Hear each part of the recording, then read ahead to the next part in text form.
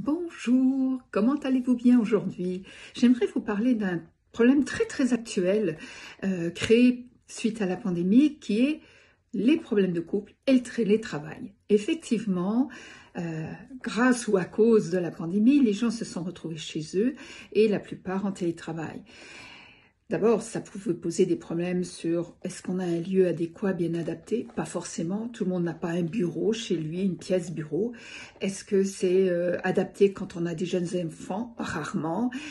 Quand tous les deux travaillent, comment on peut faire pour s'isoler suffisamment pour que les communications de l'un et de l'autre n'interfèrent pas? Donc déjà, sur un plan logistique et environnemental, c'est excessivement compliqué.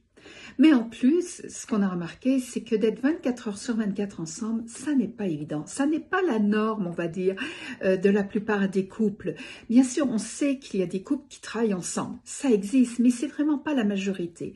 Et lorsqu'on se retrouve 24 heures sur 24, enfermés, dans un même lieu, alors qu'on est en couple, eh bien, il peut y avoir des obstacles. Et j'aimerais vous les noter pour que vous en preniez conscience, parce que si vous en avez conscience, vous pourrez agir dessus et en tout cas, aller au moins sur mon site où je donne à travers mes articles, parce que j'ai déjà écrit là-dessus, et à travers les vidéos, des outils et des pistes de solutions pour ceux et celles qui en auraient eu les désagréments.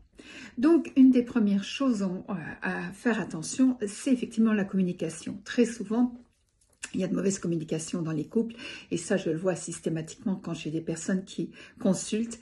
Eh bien, un des leitmotivs, c'est la mauvaise communication. Et j'ai écrit plusieurs choses sur la communication et j'ai un livre qui parle de communication qui est comment développer des relations saines. Alors, allez-y, foncez, donnez-vous cet outil. Le fait de ne pas avoir de pause, ça fait en sorte qu'on est fatigué et plus susceptible et que des fois l'autre devient un peu notre punching ball, on se défoule dessus.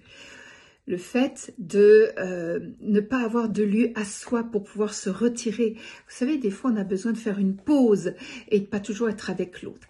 Et tout ça, vous allez pouvoir l'approfondir en allant lire ce que j'ai écrit dessus. Donc, je vous invite à y aller et à vous aider mutuellement.